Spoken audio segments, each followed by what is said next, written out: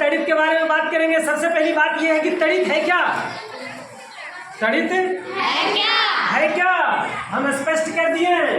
तड़ित बादलों में आवेश के कारण उत्पन्न होता है। बादल तो आप समझ रहे हैं, बादल के बारे में हम बता चुके हैं उसके बारे में। तो बादलों में आवेश, बादल में क्या होता है ना, जल की छोटी छोटी बूंदें होती है। कौन होता है? हाँ, जानते हैं जब आकाश में बादल छाए रहते हैं तब उसमें मौजूद पानी के छोटे छोटे कण वायु के रगड़ के कारण आवेशित हो जाते हैं। क्या हो जाते हैं? आवेशित का मतलब कुछ बादलों में धनावेश आ जाता है, कुछ बादलों में ऋणावेश आ जाता है। तो वो आपस में धन आवेश और ऋण आवेश वाले बादल जब टकराते हैं, दोनों में जब टक्कर होता है तो टक्कर के कारण तेज चमक उत्पन्न होती है। तेज चमक उत्पन्न होती है। तो तेज चमक ही वो बिजली है। जानते हो बिजली बहुत घातक होती है।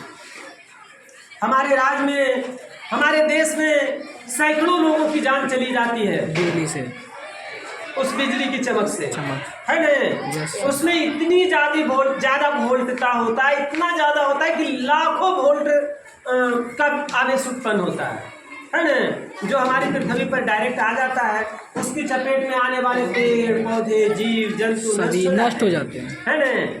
तो वो तड़ित जो है हमारे लिए बहुत घातक है। उत्पन्न होने का मूल कारण है धनावेश और ऋणावेश। बादलों में धनावेश और ऋणावेश उत्पन्न होने का कारण है रगड़ाना, वायु के साथ उसमें रगड़। ठीक है, इसके लिए हम सुरक्षित शनिवार में बता चुके हैं कि जब तड़ित आता है तो उससे कैसे हम अपने आप को रक्षा करना चाहिए, है ना?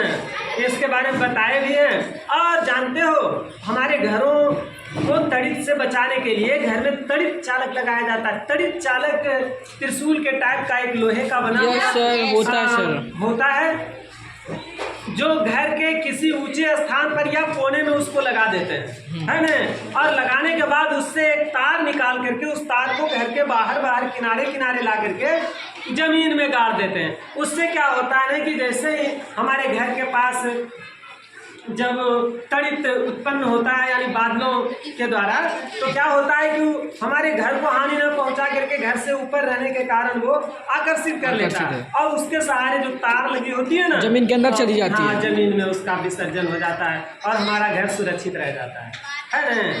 हाँ, तो ये तो था कि तड़ित क्या है ना? तड़ित कैसे उत्पन्न होता है। कुछ और बातें हम बात करते हैं कि तड़ित से कैसे बचा जा सकता है।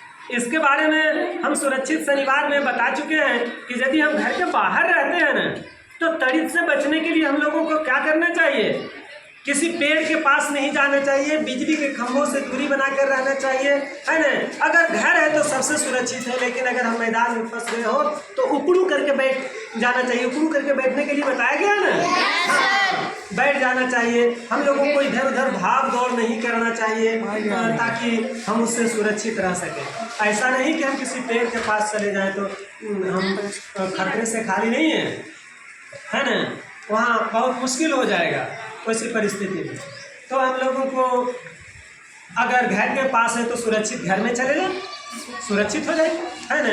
बाहर में सब सावधानी बरतनी होगी। ठीक है, विशेष और इसके बारे में जो प्रश्न आएगा उसको हम अगली बातें करेंगे। ठीक है।